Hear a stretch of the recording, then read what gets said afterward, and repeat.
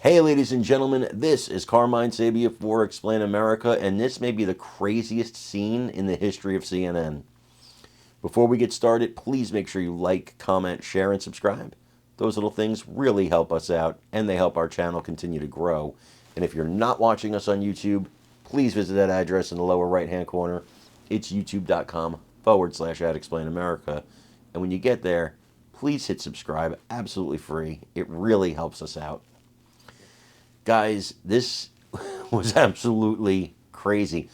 To tell you that people on the liberal side of the aisle are unhinged right now because of the victory of President-elect Donald Trump, I love saying that.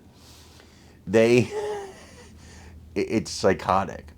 So if you don't know Shermichael, Shermichael Johnson. He is a pro-Trump conservative who often appears on CNN. I see him almost every day, pretty much every day. Yeah, especially on the weekdays. Him and Scott Jennings, great voices over there on CNN for our team. Well, Shermichael is a black man, okay? So he's debating this other liberal black guy who I don't know who this is. And so the liberal black man accuses Shermichael of anti-blackness. Hilarious. Yes, he's against himself. He hates himself.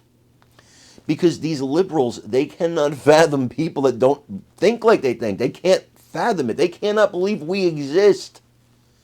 Because they think they're so smart. And if you don't agree with them, you must be an idiot. Or in this case, racist against your own race. Shermichael's response, as always, was classy. Because he's not going to yell and scream. That's not who he is. He's a classy dude. But you could see the look of like, are you serious on his face?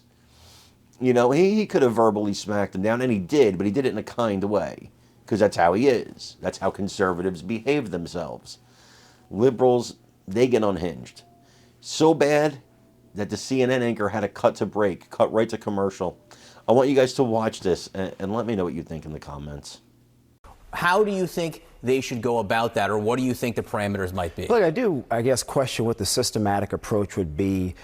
This is an interesting topic to me. In 1988, Vice President Harris's father, who's an economist, renowned economist, taught at Stanford for a number of years, wrote a very interesting treatise talking about immigration at the time and how an influx of illegal immigration creates competition for lower skilled Americans. And I thought that was fascinating. So if that's the premise of the argument from the Trump administration or the incumbent administration, I certainly understand it. And so the question for me becomes, if you're going to remove criminals, I think most Americans would say, yeah, that makes perfect sense. In terms of people who are actively working in the country, what is the approach for them to become legalized citizens? What does that look like? How much time does it take? Is there a fee or a fine associated with them coming into the country illegally and having stayed for so much time?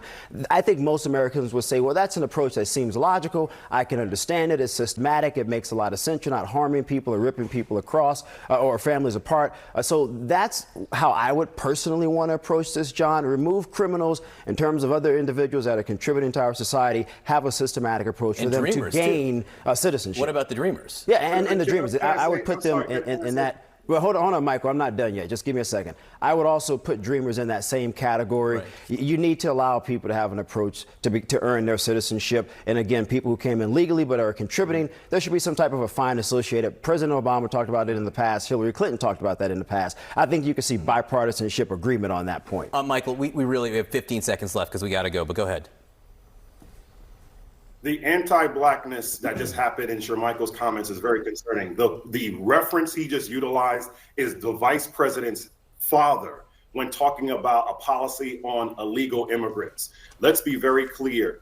There is one entity that's been pushing this, and this is Donald Trump, and that is why Democrats have to counter that every step. Well, Michael, John, I mean, most Americans are worried about immigration. I didn't use an anti-black policy. Michael, you're not talking to Donald Trump. John asked me my specific points on this. This is how I would address it. I think a lot of Democrats would also say this is systematic. Find one example from 1988 referencing the vice president's father. I can list a litany of examples, Michael. Let's not call BS this morning. Immigration is a problem. Most Americans find it to be a problem, including many Democrats. Friends, we got to end this discussion here. We will have it over the next several months. and it very much seems the next several years. Shermichael Singleton, John. Michael Blake, I appreciate you both being with me this morning. Kate?